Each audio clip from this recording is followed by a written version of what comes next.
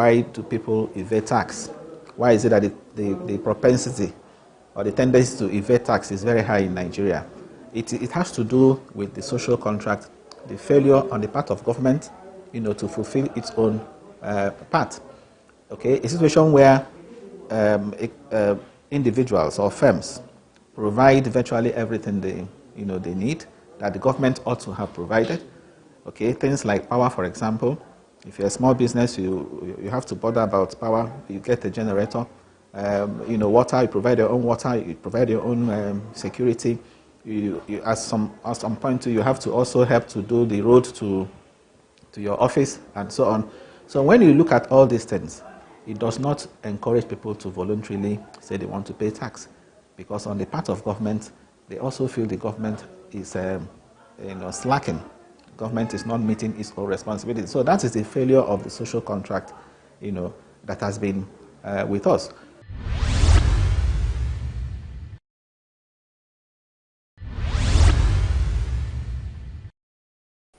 From the president to the ministers to the governors, all of them, 98% of them attended public schools from primary, secondary to university level, paying almost nothing. Now go to a typical primary and secondary school in your locality and see how it has been destroyed over the years, simply because people in the position of power have the resources that they have accrued from the national treasury to take their children and give them the best of education in any part of the world. Keep that aside. 98% of people in the position of power, their mother either gave birth to them in their homes or in public hospitals, because in the last 40, 50, 60 years, how many private hospitals do we have in Nigeria? But now go to a typical private hospital, public hospital, and see what you have there. I was invited for an event, and then the head of a public school was delivering a speech, and he said, government can no more build hostels, government can no more give scholarships. So what can government do?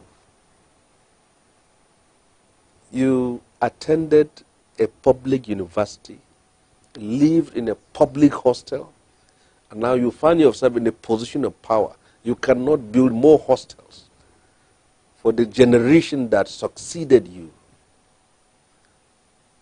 You went to public school and was given a scholarship by your state government, and you are in a position of power. You cannot give scholarship to the children of the poor. You cannot build a nation when you rob Peter to pay Paul. If the system is that of robbing Peter to pay Paul, then they should only expect patriotism from Paul, not from Peter.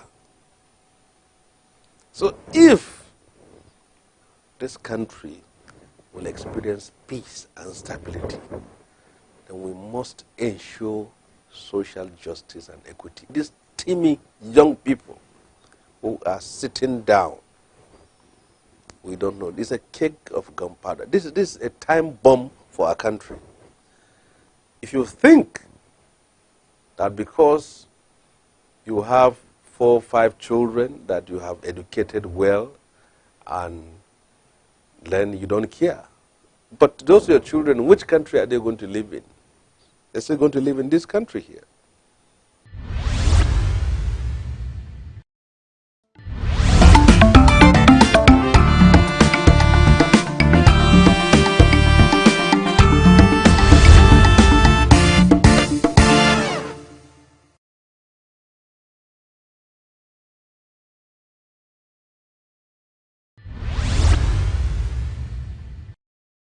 In 1953, Anthony Nahoro moved a motion for self-governance. The North wasn't quite ready. So it took us 7 years from 53 to 1960 to come to an agreement on what should be the thing that bind us together to keep us as a country. And it was freedom, total freedom to the federating units, which were only 3 at the time, then became 4 when Midwest region was created. And don't forget that at that time, therefore, the Western region paid people 5 shillings, the Eastern region paid 3 shillings, the North paid 2 shillings. Nobody was jealous. Nobody talked about national wage. Nobody, and the West could boast free education. It didn't have to be throughout the whole country. They were able to have free education because that's what they wanted. They could boast. They were first to bring in to have television in the country. Today, if you have to go and ask federal government for permission, I'm sure the Western would not have been able to say that because they might have been denied. We went further. You could even have your own trade relationship outside the country. So the regions had things called agents in London. And only the one that represented all of Nigeria was called the High Commissioner. We had trade commodity boards. We had freedom. Nobody told the Western region how to use their cocoa money. Nobody told the Eastern region how to use their palm oil money. Nobody told the North how to use their groundnut and hides and skins money. They used it the best they could and paid the salaries that they could and developed the place as best they could, and there was no jealousy. Instead, there was, if you like, rivalry. I'm going to do more than you. I'm going to do more than you for my people. God rest his soul in peace. Professor Nwabo said, the one man that I really admire, say, oh my God, he said he admits that he wrote to me, will have made a mistake in writing the kind of constitution they wrote in 1978. Because they saw the divisions coming because of what some things that had happened. That if you have a strong center, it'll be able to bind all of us together. No, it works the other way around. If you allow people to go on their own, and as we had before, that's why I say I am not preaching what didn't happen before. I'm preaching what we always said that worked for us, and it worked for us. No one state today that can threaten the federation. No one state. Before, the regions were big enough that they could threaten and go, and you won't be able to stop them. Forget the fact that, okay, Biafra was stopped. They were reasons. But they were large enough to really tear the federation apart. But today, there's no one state that can threaten.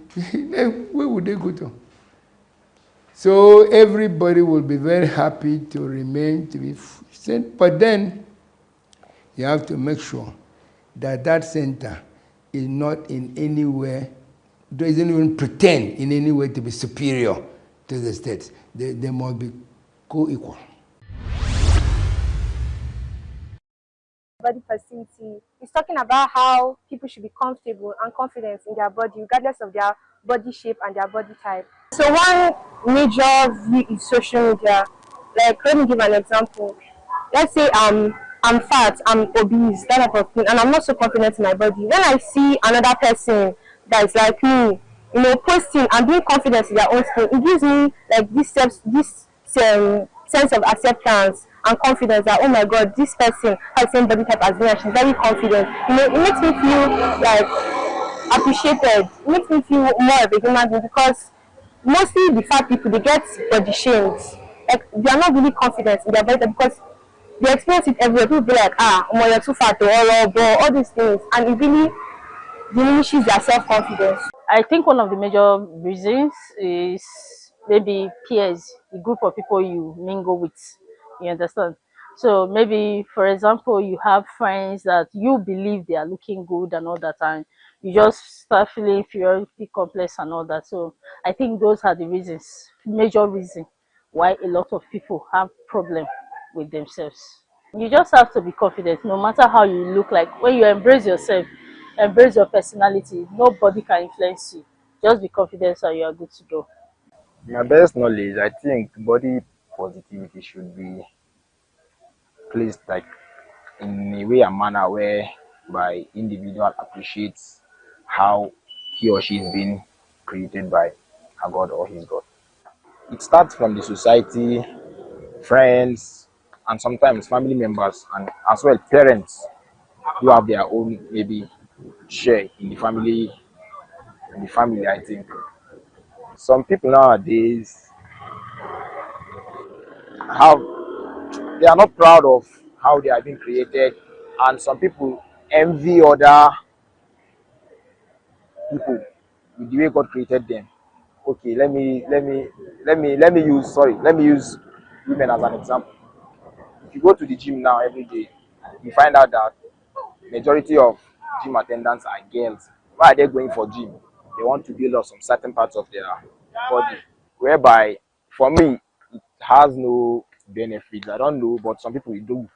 So you see, body positivity comes with a lot of challenges actually. Like when okay now, for instance, I don't look my age, but I'm young. So some people feel like no, I'm at I'm 28, I'm 29, I have small body and I don't like it. What's going on? They begin to blame themselves, and at a point they will get to the point that they will start blaming God for not giving them this particular thing, and they don't look at things like that. So if somebody should start conceiving that kind of thought and imagination in his head, before you know it, you will say it to one or two persons that will pick it up, say it outside, and before you know it, people start getting to him or her over it. For me, I have no choice than to thank God for the way I'm being created, and as well as other people who don't feel like they are meant to belong to a particular group. You have no choice. There's a reason and a purpose why God created you like that. So why put it on yourself that you are not well being created and you want to do something that will later end your life maybe? Body positivity, first of all, is the act of having confidence in yourself, the way you look, the way your appearance, like anything about yourself, your body shape, your color, or anything. That's body positivity. Having confidence in yourself that this is the way you are created and accepting it for what it is. So sometimes, you know that there is a saying that some people actually say, you are dark, you are fair. People that are fair are not fine. People that are dark are not fine. I don't know if you understand. So sometimes when you throw those words at people, it tends to affect them without you knowing. And same thing is applied to the body shape. Sometimes when you see a slim girl, just the way I'm slim, some people will start saying, you are slim, it doesn't fit you, you are this one, you are this one. Don't you see your fellow? It is not nice. That's why where body positivity comes in. You need to be confident in yourself. This is the way you are created. This is the way that person is created. And sometimes it affects mainly our young girls. Sometimes they tend to do what they don't want to do. They go into doing things because they have seen maybe the celebrity lifestyle or any other thing that sometimes that's their hand. They're not even supposed to be there. But due to peer pressure, due to influence, due to so many things, they tend to go in that way that they're not supposed to go. Sometimes you see maybe what they call BBL, because they want to have a curvy body, leaving the one that was the way that God created them. Now they tend to do it, not knowing that it has so many side effects. So I think everyone should be confident in the way that they are created, be it color, body shape, and every other thing. From what I understand, positivity is just like what people see concerning themselves, how people see themselves when you look in the mirror, how you see yourself, how proud you are of yourself. Body positivity is very essential in everybody's day-to-day life. As a person, I feel you should not let someone's opinion define you. You should be the starting point of what you present, who you are in society. That you're a plus sized or you're too thin does not mean you should feel less of yourself. It's actually a good thing. I mean, what is a poison to another man can be a food for another man. So you see, body positivity is something that every human being should look into. Don't feel less of yourself. It's good to appreciate your outlook. Don't make people define you. Don't let people's perceptions of you be your reality. Judging from past experiences of people, they begin to feel less of themselves, and also interpersonal relationships. A friend who is a plus size, sorry that I keep bringing up this case of plus size, just that I've experienced real life scenarios. But when you see someone that is plus size and is in a social gathering of people that are, maybe looking a less better or more better, they begin to throw certain comments at the person that is plus size, and the person that is plus size begins to forget that at the end of the day we are all humans and we are created in the image of God. Everybody is one, whether you're fat, you're thin, you're tall, you're short, we are all the same thing. About body positivity, I would say that our people are not so concerned about our body positivity. One, because of a level of poverty or the poverty in the society. So their interest is in how to feed themselves and then be healthy, without knowing that body positivity is part of healthiness. Then secondly, the people that are aware about body positivity are now so concerned about their curves, their physique. So they don't check other effects. They engage in exercises, and that exercises are concentrated on particular body parts, which is not a good idea. Good exercise is a good thing if it helps the body to be completely healthy. But concentrating on the shapes and the physique of the body is the problem here. So our body positivity should be made known to the people in the right direction. Like I mentioned earlier, poverty is one thing. This person is tall, that does not mean he cannot take care of himself or herself and then the body, his or her body.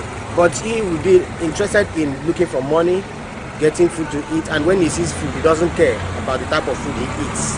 So food is another factor. Then again, time of our consumption of food. We eat food at often. We don't check. There are certain foods that has some time for it. Like when you want to eat food at odd hours, like in the middle of the night, it's not proper because of digestion. So we need to be guided in the way we eat, taking our food, and then the type of food we eat that will suit our health. Social media has a lot to do. One, we copy the Western world, so many ways. And then in this course of copying the Western world, we don't follow their routine of body positivity. They do a lot of things to check their body, but we don't do. For instance, our people go far as engraving tattoos on our bodies, and most often we don't know the effect of tattoo to the body. Then because they want to look at like the white, especially the celebrities, a commoner on the street will wear tattoo and without asking questions.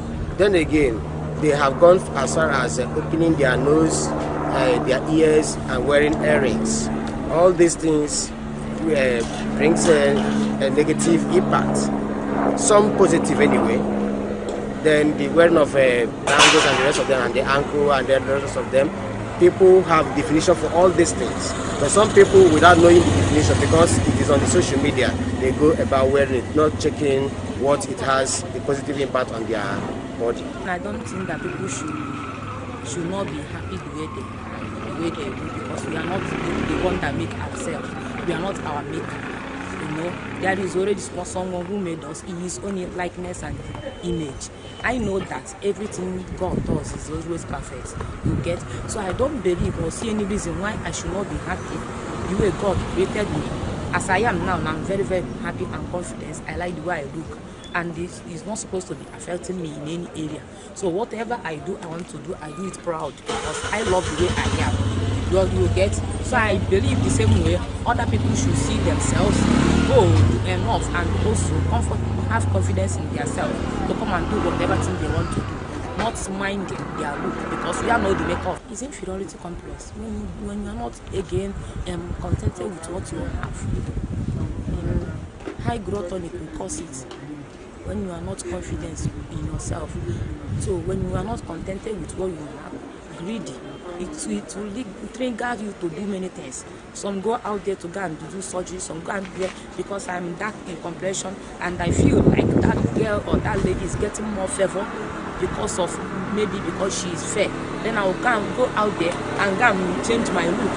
No, every of our destiny, grace attached to it. So I don't see any reason why we should be envy or greedy or be looking at anybody, oh, this person have this, I have not done that. No, allow your own grace to shine for you, because there is grace attached to that person. It's not because that person is fair, it's not because that person is tall, it's not because that person is fat or slim. It's not it. It is the person's grace working, God's giving grace. So your own, find it, nurture it, and allow it to work for you. I feel like on body positivity, there's a lot of misinformation about it, because I care about my health. Like where I stay, I try to jog in the morning. So sometimes, like if I can't jog in the morning, I'll jog at night or in the evening, just trying to be healthy. Some people be like, okay, body positivity, either in men or women, that like being obese, being overweight. I don't really want to say like it's good, because being obese, being overweight is like detrimental to your health. You can say like, I feel okay as I am, being obese, you're like 250 something plus pounds, 300 plus pounds. I feel like that's too much, because at that point you're stressing yourself, you're stressing your body. Because if you really care about your body and you're positive about your body, you will take care of your body to the point where like your daily easy activities are not like stressed, are not, stressed out. So I feel like body positivity in men and women should just be like you feeling good about yourself, taking care of yourself. And I don't know, most times don't just listen to everything everyone says. You have different opinions about things. At the end of the day, it's what you tell yourself and what is good for yourself that actually matters. So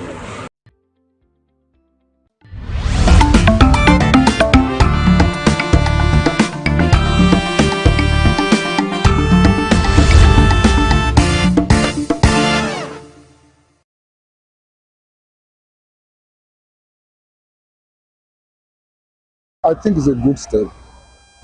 Number one, the older people grow, the more experience they have. Am I right? And the more you dwell on a particular profession, the more expertise or skillful you become. So even 65 is okay, but if we can have people of 70 years, they can still be brought back into service that are active, I think is a good one. Because abroad, they employ old people that are skillful and are specialized in some field. So 65 is nice, but it could be better. I don't see anything wrong about it, because with my perception of that profession, doctor, I believe it's an experienced profession. Okay, so if I walk up to any of the hospital, could be private hospital, could be general hospital, and I felt the doctor attending to me is of age, I feel there should be an experience in him. Okay, because it's something that he has done for several years, practiced for several years. With that, I'll be able to have confidence in them. Like now, I had a fracture on my leg. So when I walk up when I was amending my leg, and the younger doctor were coming around, but I wasn't having the confidence.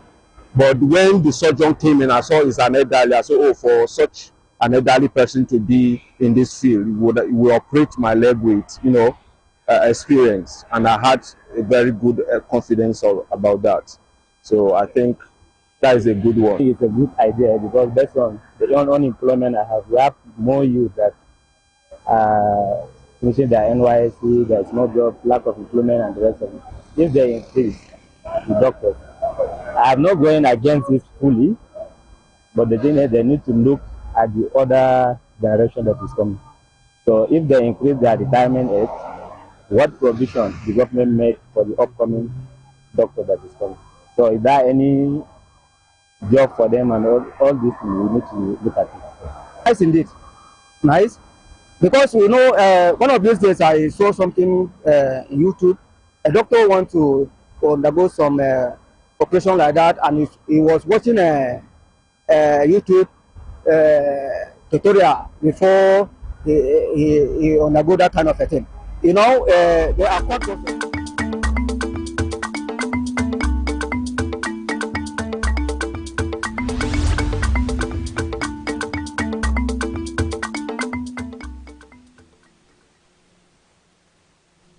Welcome to Southeast News on Signature TV.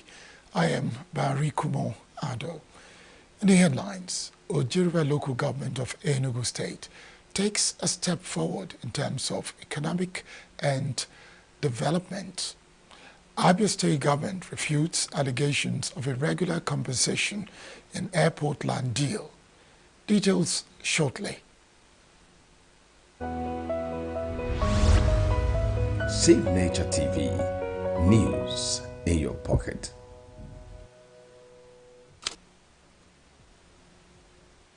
Ojiriba local government area of Enugu State has decided to take their destiny in their own hands by holding an Economic and Development Summit.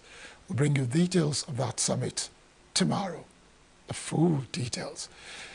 But for now, the Director of Investigations, Economic and Financial Crimes Commission, EFCC, Abdul Karim Chukwu, has called for deeper collaboration between officers of a commission and the Nigeria Police Force.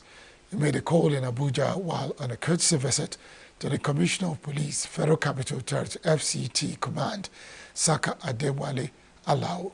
Chukwu was accompanied on a visit by the Acting Director, Abuja Zonal Directorate, Michael Wetcax, said the essence of the visit was to smoothen any work-related friction or misconception that may arise between operational and tactical officers of both law enforcement agencies.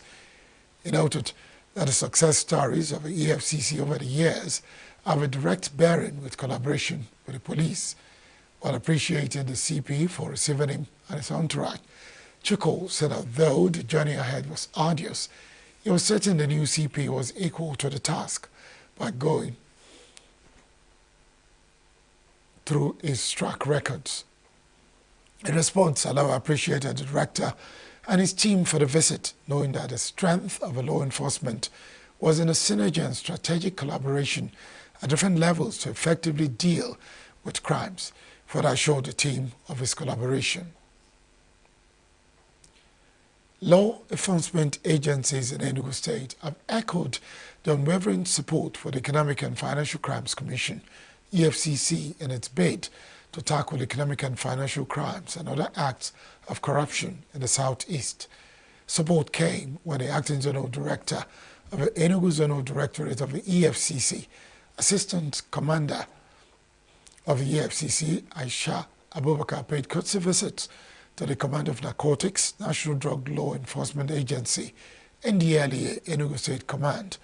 During the visit, Abubakar was said that a fight against money laundering has been strengthened and assumed a disturbing and alarming dimension itself. Is noted that as part of the core values of the Commission, the EFCC collaborates with its stakeholders in line with its mandate. She called for a more synergized partnership to enable the two agencies to achieve more success.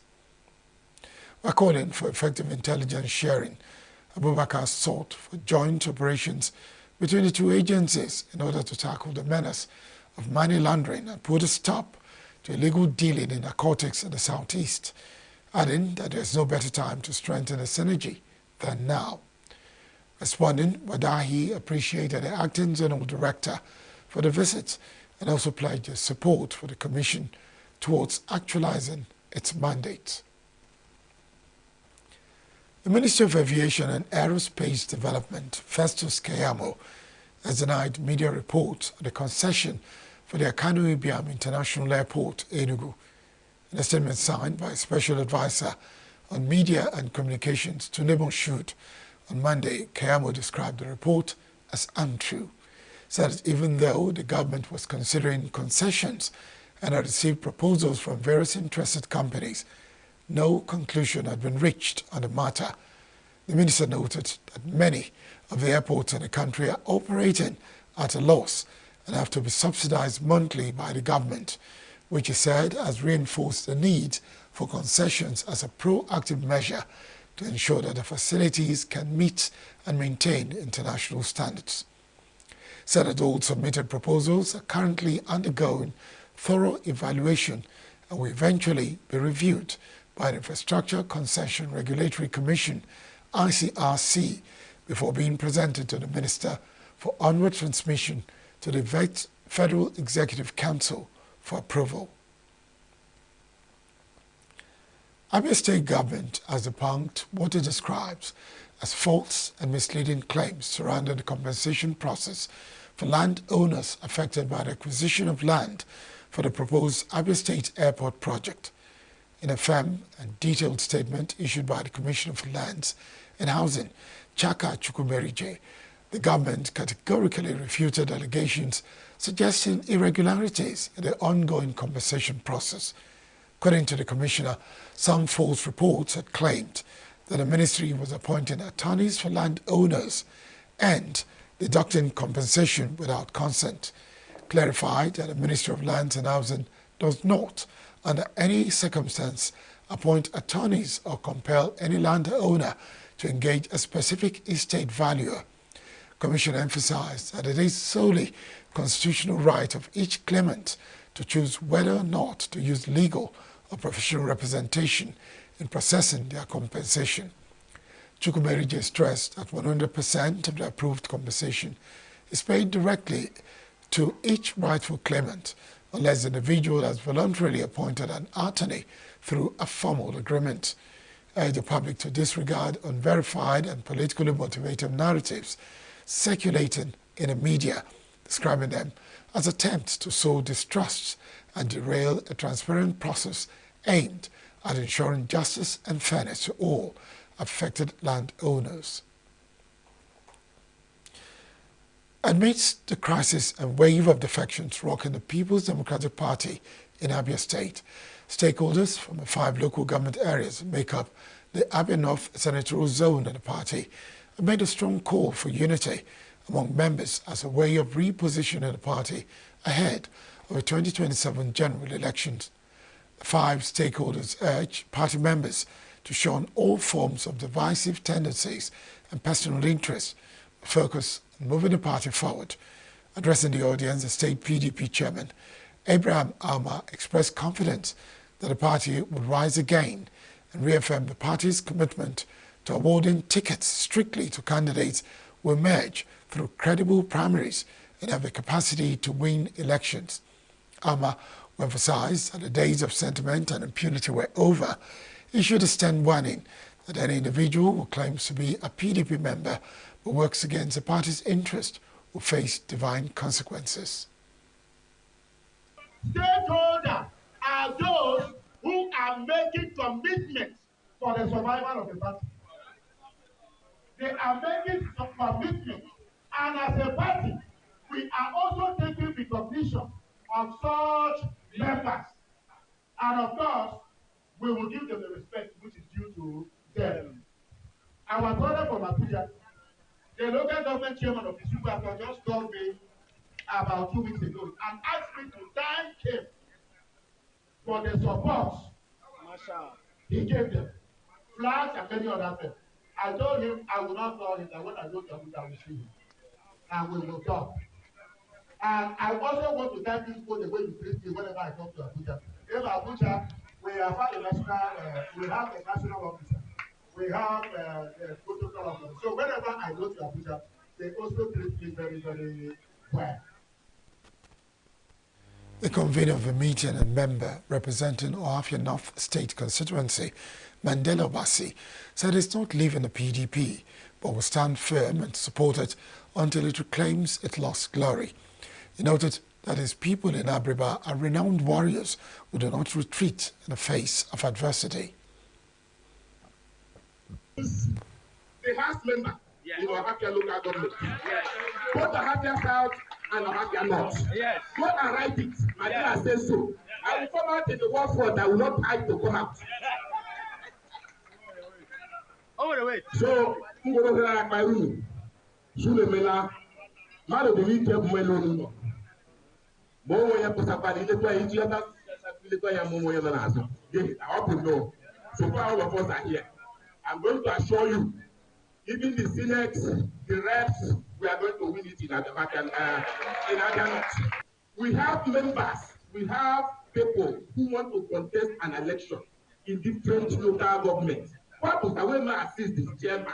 I have to pity every local government so that I have to say, Allow them to call meeting. You will know whether they will still scrap. So all of them to go around Arunu. We have to call your bona. Both have to call your bona. We have to call your bona. Seeing is believing. Speaking earlier, the Abia North PDP chairman Gabriel Elendo was appreciating Mandela Obasi for hosting the meeting, so reclaiming power back in the state might not be easy, but expressed hope that with unity and cooperation, the party will return to its winning ways come 2027. That's the news. When we return, we'll be looking at human rights issues in our conversation. Stay with us.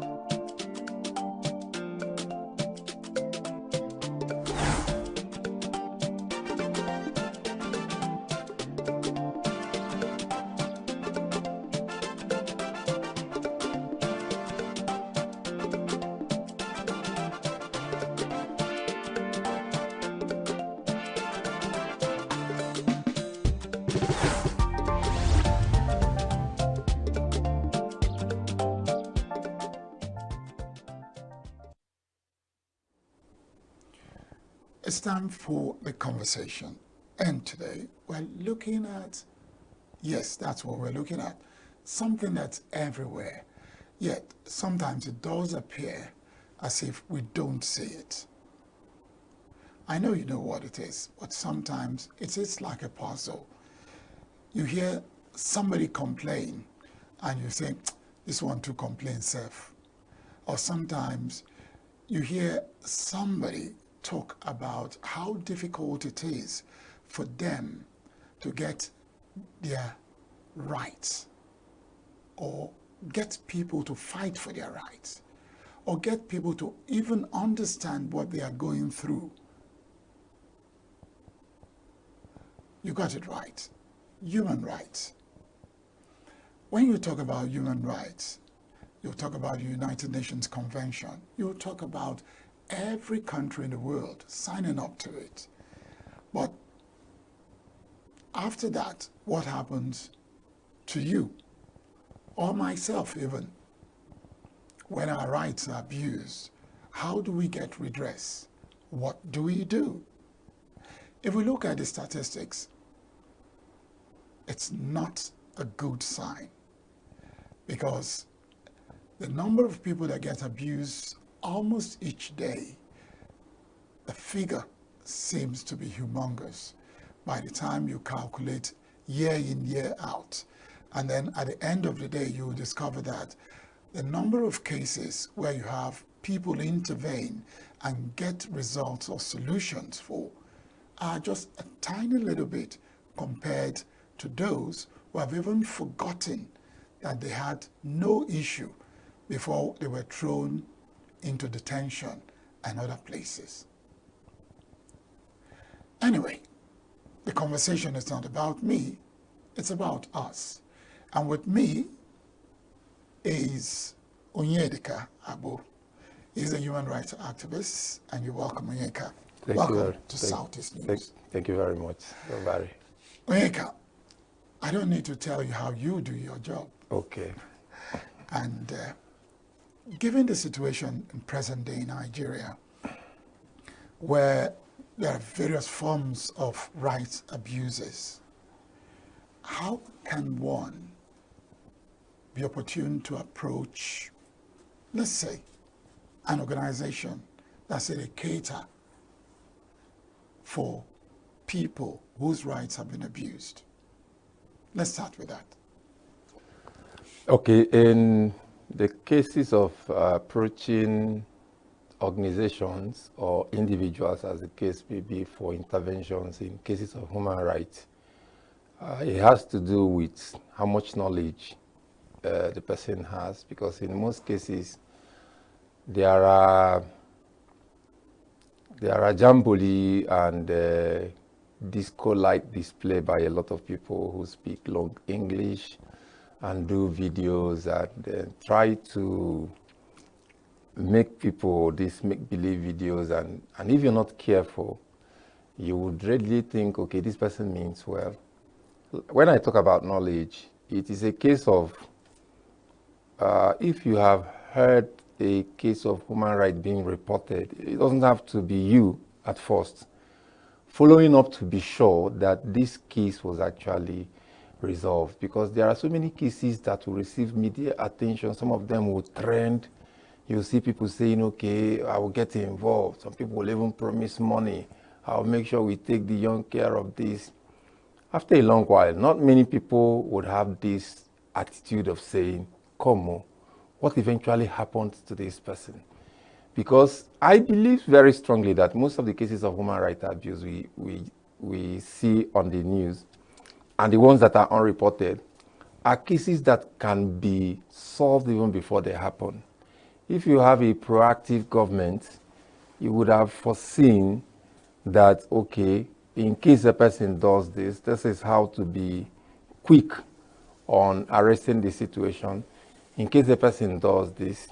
But because we don't have it, if you are, in my personal experience, when I encourage people who get involved in cases of abuse or violation, that you can actually come for training. We have free ones, we have slightly paid, not organized by me, but because of some of the organizations I know, and I know that the quality of what they give is whatever a person would pay. You hear excuses of, when people are in that their situation, they are willing to take 12 classes a day. But once the problem is solved, you'll be begging the person, you need to get acquainted. That's why I gave the emphasis on knowledge. It's very important. If, you know, any person can be emotional or sentimental about things, but if you have this basic knowledge of your basic and fundamental rights, knowledge of how to go about it, knowledge of what to do if the police is confronting you in an undeserving manner, knowledge of how to seek for redress, knowledge of all these things. And like in your question, of people who are really sincerely doing this, because a lot of people will claim it, will play around it, because we know that Nigerians flow with whatsoever is trending. So a lot of people want to identify, and then before you know it, not many people will remember that there are cases that came up in the news that we're not hearing anything about again. So if you have these knowledges, and then you now know where exactly to go. In my own suggestion or recommendation, I would say not giving up also, because I've been involved in a lot of cases where even the victim will be the one begging you, let's just leave it to God. And that's one of the most annoying lines I've heard around this part of the world. Leaving it to God is the reason why there is reputation of abuses, violation, infringement, and what have you. So if you know where to go, not just because the person or the people sound well, but because there are records of proven cases of human rights redress, that's the best approach to it. Because if not, a lot of people have gone to report their cases and become even more victimized. I was just going to ask you that, because you did say knowledge, and knowledge is all-encompassing. We started with knowledge of where to go to. Okay. But there is also the knowledge of, are you even told the truth? You have reached out, and the person says, oh, we can handle this case. After 6 months, probably you were even given the impression, this matter is a week. In a week, it's done and dusted. After 6 months, the person doesn't even have money, probably not livelihood. And then every day you tell him, you need to bring transportation for A, B, C, or D. And at the end, what do you think he will do? He will succumb by saying, let's leave this matter. Because the pressures are so much. So how can we begin to easily, through knowledge again, identify those who are actually ready to assist victims of human rights abuses and those who just want to trend? Okay, in the case of a person who will be delaying the intervention, asking for money and what have you, I've been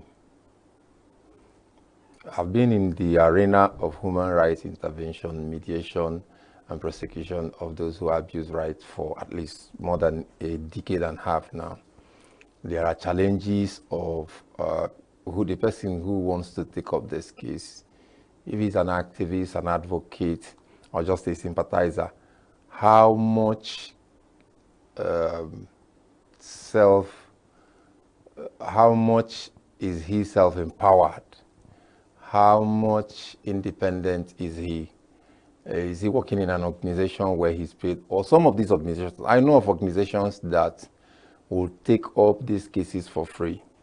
But in most cases, they are not as efficient as those who would say, register with a token, pay a certain amount that will cover the transportation. If the organization needs to write people who are who is the suspect and all that.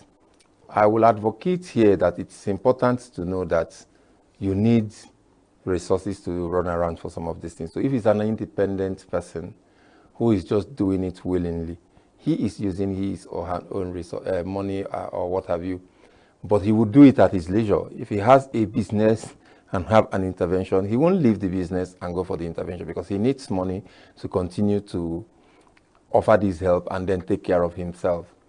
In cases of the reference you made, where from 1 week it gets to 6 weeks, sometimes even 6 months, and the person will now start saying, leaving it to God, what would be best brought into consideration here is how much of a support. I know a human rights organization in ENUGU here that has refused to write for donors fund, refused to apply for even community support from people around, reason being that they are being careful of infiltration.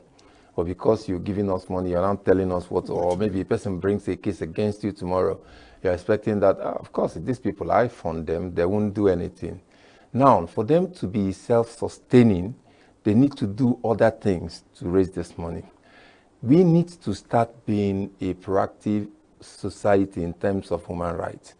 The best, with the way I rate people, whether you are the wealthiest or the most biggest philanthropist, the way I rate governments also, the way I rate organizations, including churches, is what percentage of your earnings or what you have is mapped out for human rights intervention and enlightenment. Because there are cases where people, if I see a situation that will end up being a human rights violation and abuse, I will know.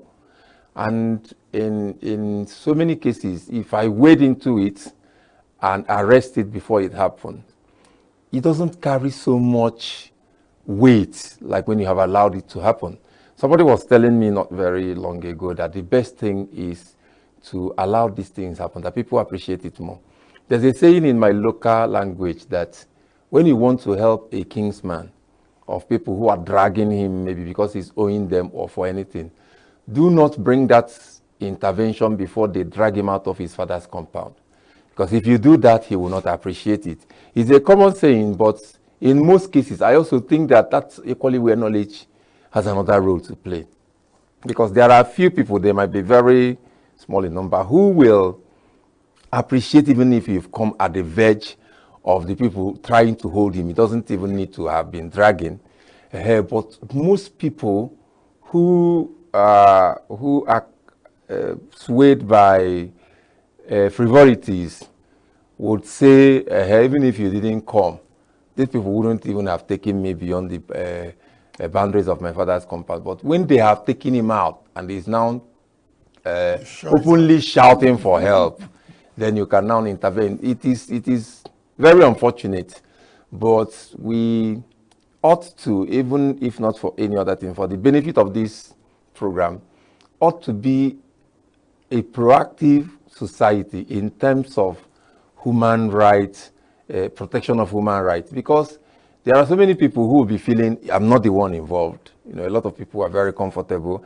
I've been with some very, very wealthy friends when I would receive calls of, like there was a situation of even a life-threatening situation. They were calling me. There are about 4 people attacking this boy. He's lying in the pool of his blood. I told some of these very comfortable friends, let's go. They were all, you and all this, they left it. It was last year, last 2 years. From that time till now, I can tell you that about 3 or 4 of them has gotten into very dicey situation, and they're equally expecting me. So if you feel that it is not you today, okay, they can, when they are done with the people that are available for them to abuse their rights, they look around, maybe it might be the next person.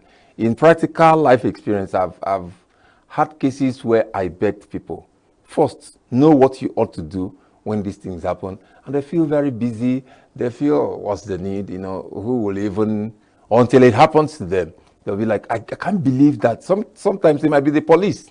I can't believe that there will be a time in this country, but it happens. So let us be a society that are equipped with all the knowledge, and then have network of people who, because of them, you will not abuse the right of any person around where they are. It will help to solve this problem. It will be fun that they happen, because they say to be forewarned is to be forearmed. Now, well done. But I like the idea of knowledge. But I keep thinking, as you were talking, I keep asking, this knowledge, where do we start to impact it? From what age or what level? You know, you gave an example of something in your dialect talking about when to help a kinsman.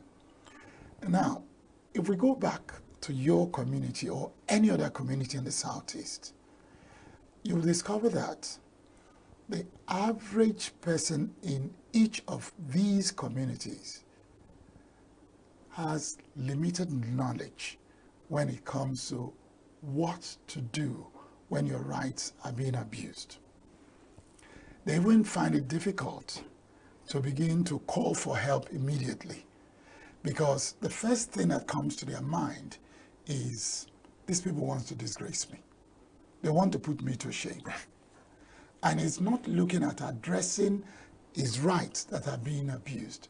So at what point do we begin to tell ourselves that knowledge, to use the old saying, which is still relevant, is power? Okay, for individuals, self-purpose, there's no time that is very early. At any point in time, you have a thought of it. For the upcoming generation, if you have children, if you have access to, or you're part of a community, you're part of a church, is to start early enough. Because most of the times when I talk about this knowledge, because I lay emphasis on this knowledge a lot, because without knowledge, the scriptures say the people perish. And they say, in knowing you shall be set free, you shall know the truth. So it's very important that we know. And when I emphasize about knowledge most of the time, people will be asking me the questions similar to the ones you ask. So if you don't know, where do you get it from? And all that. Nobody, I didn't study human rights as a course. Nobody had the pleasure of begging me. The first thing that took me off the ignorance was when I stumbled into a case of a minor and an adult, and what the parents of the minor suffered. I was still a teenager then. After that experience, I said, no. I started asking questions. I was doing everything I could in the little knowledge I had then to bring justice to the poor parents of the minor. It was in the course of doing that somebody said, this thing you're doing is the work. You're acting as if you're acting like a human rights activist. Maybe because of my background, it was new to me. So I said, okay, what is that? Who is that person supposed to be? After he threw more lights on it for me, I said I will stop at nothing. And from that teenage days till now, but I've never really had, not sure I've had complete 2 weeks. Maybe once in a while I'll get 1 week of no reports, no disturbances. But I can't remember any time I've had 2 weeks. Sometimes it will even be in days. Sometimes in a day you have 2 cases. And it's disheartening, because if we have a lot of people who the general public know that, okay, if Wanyedeka is not available, if this other person is that we need to make it a point of duty. You can look at beyond government, you can look at societies where the minorities, where the weak is factored into priorities. It's a society where everybody is surviving by the survival of the fittest. It's not, of course, if you're sincere to yourself, you won't take those societies as those that mean well. But we can use every opportunity we have. I'm so grateful. This is the first time I'm hearing. I think it has flipped past my ear, Signature TV. In fact, when I was invited, I was asking, is it an online, is it a blog, you know? So, but finding out that such a new television station is giving attention to discussions and topics like human rights will make me, for me, because this is the way I rate organizations and people. We are using this platform to educate the people.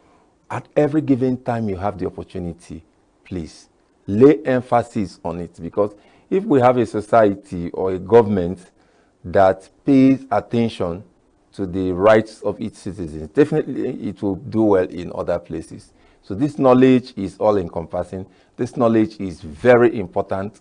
And in case any person who is watching the television is just getting to see this level of engagement for the first time, you don't know what will happen to you tomorrow. But if you have enough knowledge, if you are equipped with what you ought to do, I've been in situations where, if not for the much I know, I would have either been rough-handled by the police or maybe people intimidate me and what have you. But knowledge, like you rightly said, is power. It gives power, it gives confidence.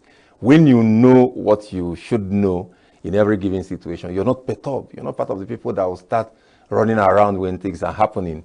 And it's one of the desires I have as a human being, that one day I will live in a society where the rights of the most less privileged, the minority, and the weak could be protected, not just maybe provision made for the rich. So where can we get advocacy in this sense now? Because if the rights of the weak, the less privileged, the vulnerable, you name it, can be protected, we need lots of advocacy so that laws can be made to protect this category of Nigerians. How good is the advocacy of the human rights community? Okay, it's very unfortunate that around this place, some of the people that are doing so much are not receiving the support you do not need so much. I've handled cases that the people were budgeting a whole lot of money to solve. Once it gets to my attention, some of them will need a few minutes of my time to go straight to maybe the establishment or agency that is involved and give directives and say, if this is not done, this is what I'm going to do. And then it gets solved. And like I get pained when such people, your money was saved, you were rescued from the situation, yet you will not say, I need to be part of this. I need to also know how I can become a problem solver to this extent. The human rights community, especially in the Southeast, not just in ENUGU, is, I think,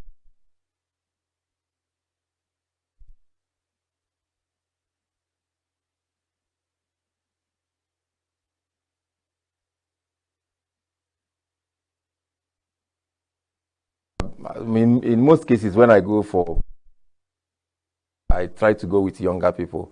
I tell them I will not always continue to be the only cock that crows. So once they come there, in some cases, you see the people trying to frustrate you. There are people who feel good that once they show up, people start shivering for them. So if you come and you want to take that away from them, they will go to any extent to fight you. There are people who know that once I come to a police station for a case, except if it's a person who has been arrested, there are some leading evidence or something that will show that this person is actually, if it is all this random, arbitrarily arrest, although once I come, the person is not paying anything. So most of the policemen that will know that this guy, once he comes here, he will not pay anything. They will go away. Some of them will disappear. They will switch off their phone and what have you. So if people who are not deeply determined get to that situation, where in some cases, before I got to the advanced level now, where I know that if the IPO, that's the person in charge of the case, is not responding, I'll speak to the DCO. If the DCO don't, I will speak to DPO, DPO. I'll go to the area commander. I'll go to the state. Then I can even call federal. Before I got this level of knowledge, I will just be waiting. I'll say, where did you people say he go? You wait from maybe 10 or 11 a.m. till 5. Sometimes he will even dismiss from the shift where he is and take back exit door and disappear. You'll find out you're staying till the night. So there are processes where you get to. It's really very frustrating. But because you were asking why. A lot of people will not. I was talking about the advocacy. Yeah, a lot of people will not want to do this. It's not something that is widely celebrated. People want things that are attached with noise. That's why.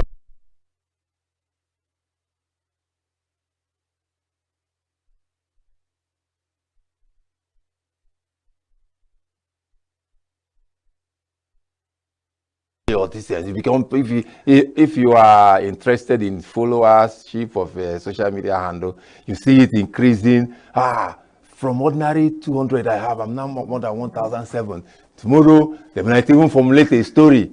A woman has just been slapped by a junction. Nigerians, what are you people doing? And this will thought Nigerians will start, all these things. And if you really want to do advocacy, human rights intervention, and then in the course of leaving the cameras at home when you solve your problem, you need to be determined. You need to be driven by passion. If not, you do it halfway and you'll be asking yourself, man, does this really worth it? And again, you don't really get appreciated, even from the people you helped. There are cases where if somebody has said to me, are you not being paid for what you do? After his problem has been solved. And I was insisting that he should become part of the people who will now become the small guy. He said, no, who will now be paying me? I said, who paid me for the one I came and did for you? He asked, are you not being paid? I said, by who? So, and it was even more discouraging for him. He said, wait, you're not being paid by anybody and you expect me to come and leave every other thing. But he didn't. He expected me and I did it for his own case. So I've not really been able to find a way. Who and who will you count in ENUGU now? As you can count it in the fingers of one hand. How many people I know that will come to do interventions for people, and these people are not, for me, they are not receiving the appreciation and support and recognition they need. Because if you're doing it for recognition, definitely you won't go past 2 to 3 interventions. You will stop. But it ought to be. This is, for me, the fundamental of every society. And if we are not having it, the few people who are doing the advocacy, even if you carry advocacy to some organizations and government agencies, or you come to talk about human rights. Very recently, I was with a group of, let me use the word, prominent people, and I was telling them, okay, everybody was saying we would like to do this. There's some sort of structure we're building. And when I said my interest will be in the cases of human rights in communities, the overall person there said, you and this is your human right. It's like you were born the day of the human.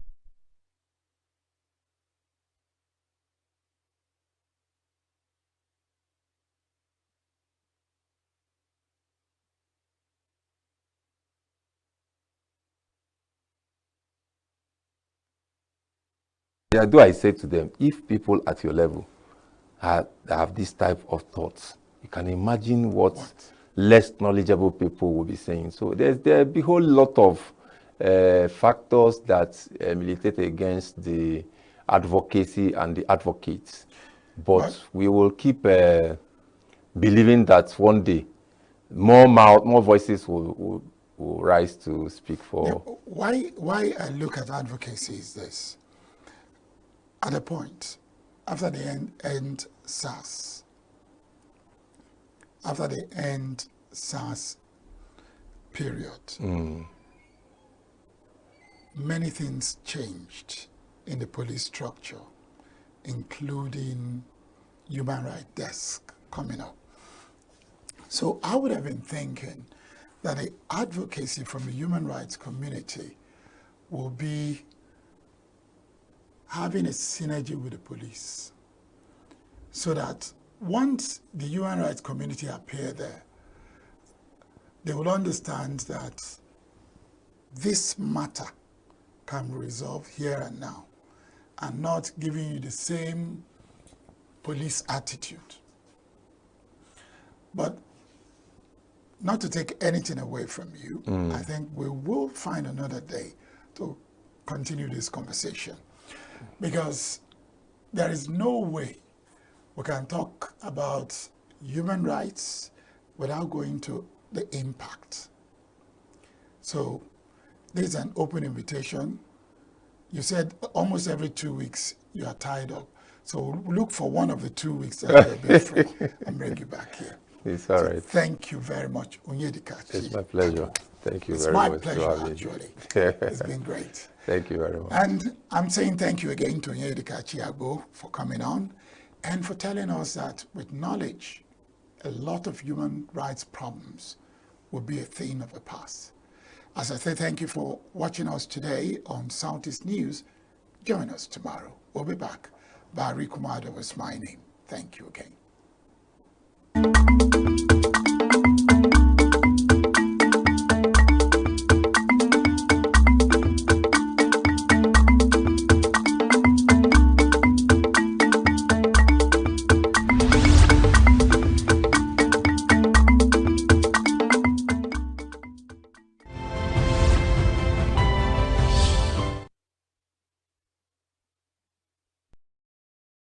You are welcome to the program. Thank you, Mike. Yes. On the extreme right, our leader, Sir Ngoke of former Radio Nigeria, and I know that many of us, knew when he was there, and he did a very marvelous work at the radio. Sir Ngoke, you are welcome to the program. Thank you very much, Mike, the one and only senator. The only surviving senator of the Federal Republic. Yes. Thank you. Thank you for coming. Like I said, today, to begin with, we are going to look at the rejection by the Senate, Nigerian Senate, of a motion to immortalize late Professor Humphrey Wosu, who midwife the momentous, historical, and unforgettable June 12 presidential election, and all by Nigeria's military president, General Ibrahim Babangida. We are talking about the rejection by the Senate of the Federal Republic to immortalize Humphrey Wosu. That election, like I said, was adjudged by local observers, local and international observers, as the freest, the fairest, and the most credible election we had ever held in the annals of Nigeria's political history.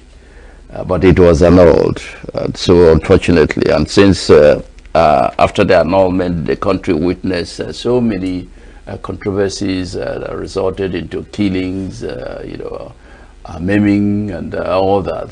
But today, as the country progressed and as the country was returned into civilian democracy, General Buhari, who was president from 1915 to 1923, thought it wise, to recognize June 12 as Democracy Day. In other words, that administration, that civilian administration, because Buhari was around when all these things were, happening. He was around, very much around. He was a former military head of state, and even before then, he was one of the combatants during the Civil War and all that. So he has a very good knowledge of Nigerians' history. And so he recognized June 12 as the Democracy Day, which means,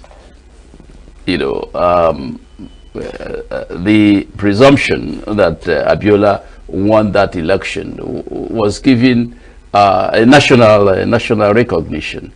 And we have seen over the years that, well, just 2 months back or so, the man who annulled the election came up with a book, where he admitted that of a truth, Humphrey Nwosu, Abiola won that election. And we do know that Abiola had long been immortalized. The National Stadium has been named after him, and so many other institutions have been named after him. Unfortunately, we lost Humphrey Nwosu. May he so rest in peace. I think he was interred yesterday.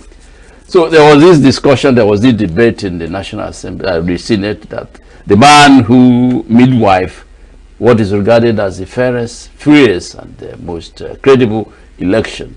The Senate rejected the motion to immortalize his name, to name the national headquarters of the Independent National Electoral Commission after him. So, gentlemen, what do you make out of this rejection of that motion, Dr. Ukeje? Mike, I think you have done the story, but I can review what you said. In Igbo language,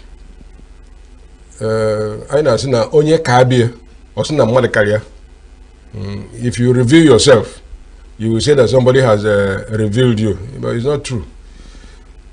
If June 12th is a national day, a public holiday, if Chief Abiola is a hero and his name, the National Stadium is named after him,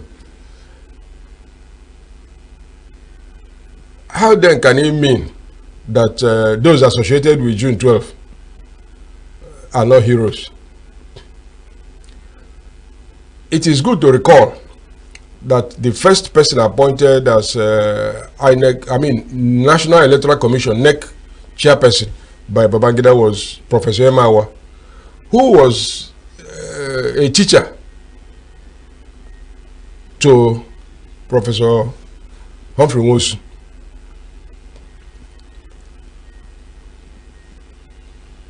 Emawa and Babangida disagreed because Babangida continued to interfere with the process.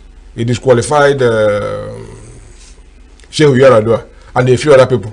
Even in ENUGU here, we can remember that he disqualified John Wodo and his competitor, Onaguluchi. Onaguluchi hide. I say I cannot take this kind of thing. Well, it is the character of the Igbo person to be focused on duty. Because if we are focused on loyalty, in my view, Humphrey Nwosu would not have taken that post when it was offered to him. But he saw a duty that can be done, and he went in. I won't detain you by saying that, by going through the whole hall, but I will say that when you hear option A4, there were other options, A1, A2, A3, A4, which the commission presented to Babangida and the political parties. They themselves, political parties and the government, agreed on option A4. What is option A4? Open ballot system. You don't print a ballot paper, put it in a box, count it, go to collecting, both for the nomination of candidates and selection or election of candidates to office. It works because the majority of Nigerians are illiterate, and we don't have the capacity to follow up, intricate voting systems. By Babangida's account, Humphrey Nwosu continued to insist that the election should be held. Humphrey Nwosu himself wrote a book in 2008 and was published by Macmillan, which is in Nigeria, I think either Ibadan or Lagos. So when I had Adams Oshomole say that he didn't come to his birthday to say that Abiola won the election, it's amazing. When you honor somebody for an event, it doesn't say that that person is a saint. I was a student when there was a controversy about a cross.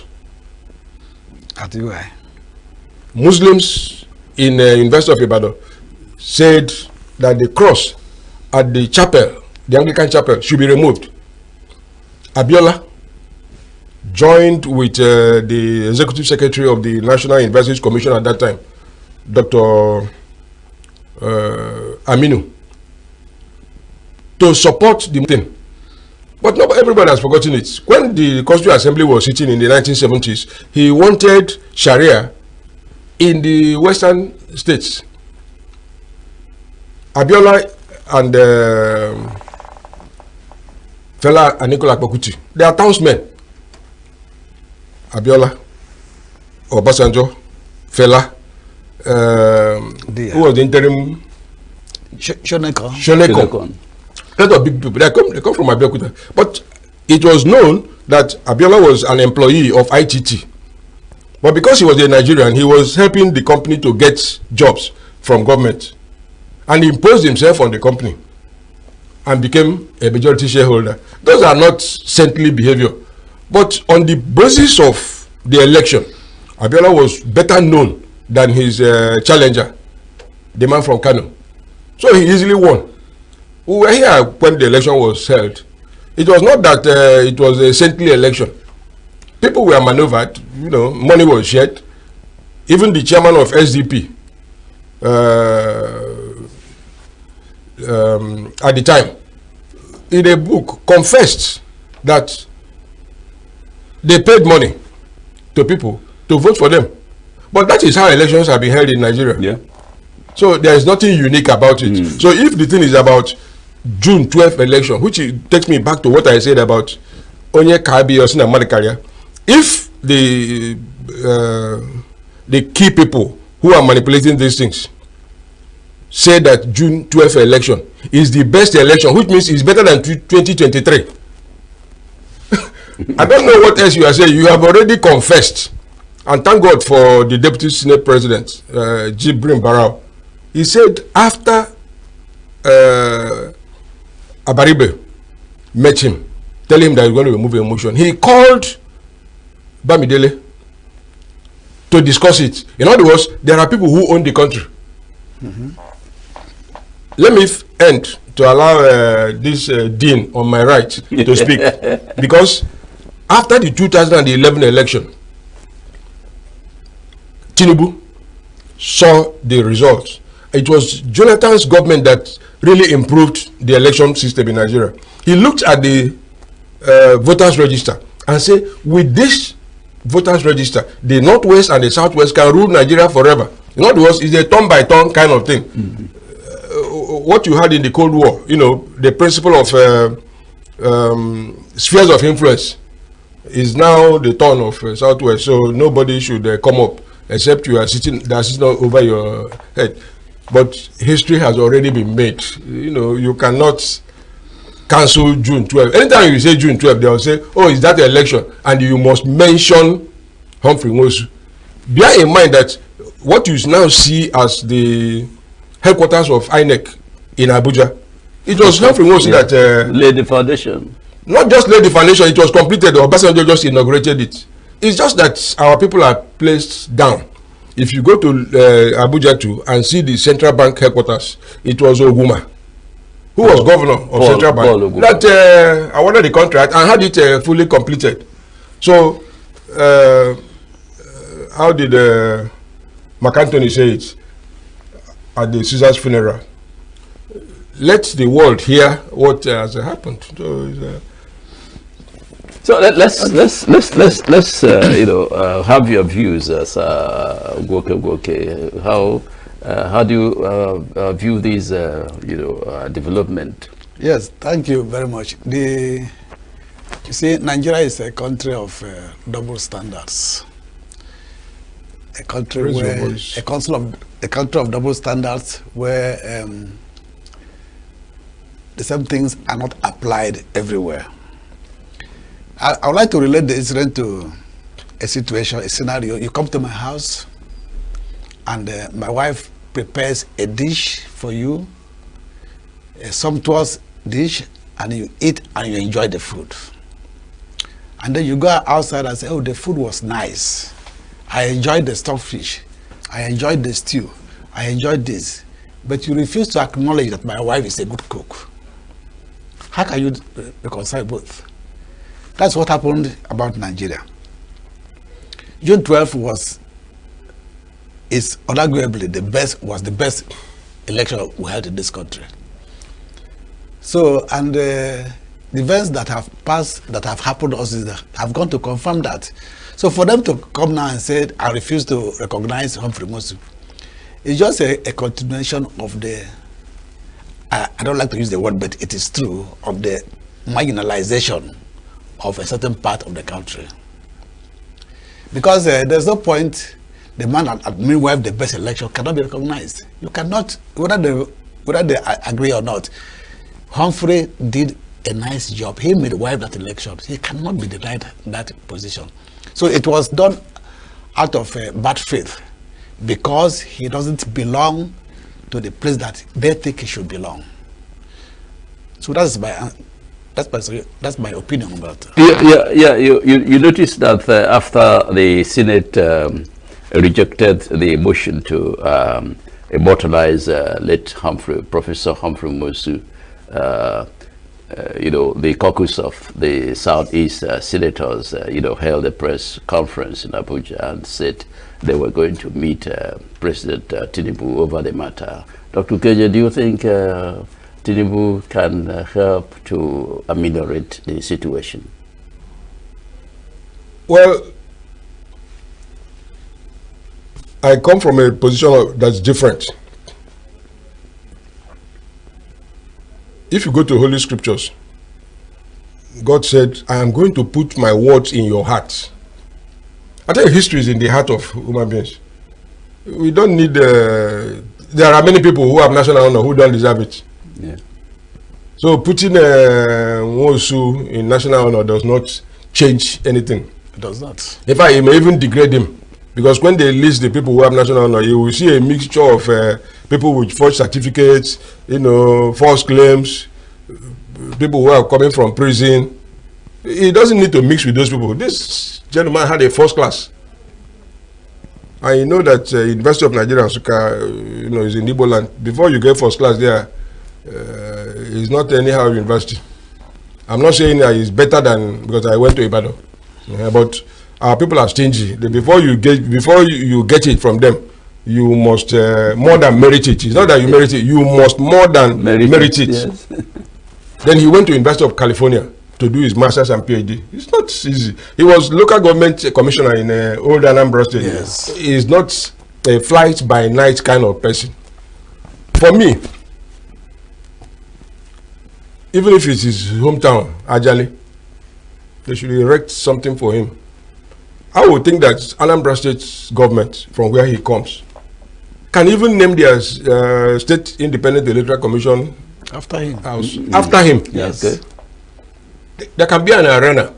They could write a small book. Even that book he wrote, published by Macmillan, the government can buy it and share it to universities and secondary schools. Which government? In the state? Federal or state? In Anambra State. Okay. Other Southeast state governments can do the same thing because the attack is not on Humphrey Mosu. It is his identity. And the people doing this things are not alone. If you watched, if you read portions of Babangida's book, something he said there that was really interesting. He said that after Justice Ikpeme gave judgment, he realized that Ikpeme had worked in Agbambo's chambers. What does that mean? Is Agbambo the father of Mrs. Ikpeme? These are identity politics. Yeah. It was Babangida that appointed Agbambo as Attorney General. It was the federal government that appointed Ikpeme as a judge. And he was the president. So why all this shifting of blame? The attack on Humphrey Mosu is an attack on his identity. and his identity is Igbo, whether your name is Mosu or not. Therefore, I would think that even the state governments should be able to take that his book and read his account to shame the devil. Yeah. Because if Adam Soshomole, when he was chairman of APC, okay, he was attacking Ngozi Okonjo-Iweala and Professor Ludo. He wanted them to be jailed because he wanted to belong to his masters. He was not in Nigeria in 1993. There was the Secretary General of the Oil Workers Union who was detained. Was he detained? The man is just acting according to who fits him. Yes. So the Eastern regional governments, or even any rich person from our part of the country, should buy the book and share it, put it in the library to hear and read what Mosu said about what he did in 2008. We are now in 2025. That's almost 20 years after he wrote. Those are the simple things that can be done. Yes, I think even the alumni of the University of Nigeria can honor him. Okay. Not because he's a saint, but because he devised a system which his traducers continue to say was better than the one that brought them to office. If 1992 is better than 2003, 2015, then the man should be scored good, and he's already scored. Yes. Yeah, you were going to say yes, I was going to say, if you look at the issue of June 12, the June 12 did not materialize because of, from the above, the Southwest governors put in pressure through individual efforts at their state levels. Yeah. First of all, they declared June 12 public holidays at the various states. Okay. They were making noise before the national government recognized June 12. I support what Doc has just said. Down here, we should galvanize ourselves, starting from Ajali, local government, Anambra State, Southeast, you know, and make the noise. It was Zebediah that used to say, if you don't say you are, nobody will say that you are. Yes. If you don't say I am, nobody will say that you are. We have to start here to recognize him as one of our own before we can now sell him outside. We won't expect that respect to come from outside. Let's do something within us. So I think the Southeast governors, even Anambra State government, should take the lead to immortalize this man. Yes. Thank you very much. Our leaders in the Southeast, you have heard us, you've heard the suggestions that have been made, and it's up to the governors to, come up with a program on how to immortalize late Professor Humphrey Nwosu, especially, since everybody, almost all Nigerians, even most credible election in the country, if the federal government refused, that's why I asked Dr. KJ whether he thinks that President Tinubu can redress the situation. But let's hope that President Tinubu will intervene.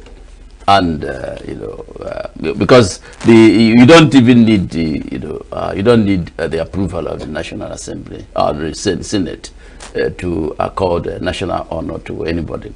But the president can rename any of the national universities after Professor Nwosu, or any good road, or any institution in Nigeria. So like we are appealing to the Southeast governors to do something to immortalize. I think that's the best approach to it, whether the national government does anything or not. Professor Nwosu was our son, and he'll continue to be our son even at death. Yes. So we must do something to recognize him. Gentlemen, thank you for your contributions. We move over again to the Natasha issue. Senator Natasha Akpoti Uduaghan. There is a move by people who described themselves as her constituents, moved to recall her, from the Senate. We know the story of, how we got how she got to where she is today. She was suspended for this. The Senate alleged that she disobeyed Senate rules, but well, on her own ground, she said she was being punished because she was sexually, she pronounced that she was sexually harassed. So, her constituents, we understand, have gathered a petition and signed petitions addressed to the National Assembly, to the INEC, to recall her. That happened this week. I think it was this week, Tuesday, that petition was submitted. And INEC raised some questions about the authenticity, of the petition. There were some irregularities, some of them have to do with the missing phone numbers and name and addresses in the petition. But the surprising thing is that within a period of, in less than 24 hours, those missing information were supplied. Were supplied, and it's a lot of, so many Nigerians have asked the question: how come it that the petitioners were able to gather the numbers, the phone numbers and addresses of these development? Yeah, Mike, we are on the same trend actually. When a system works well, you don't need to tell people that it's working well.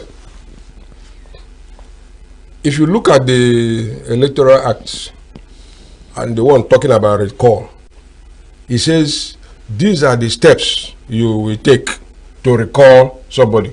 If you miss any of the steps, the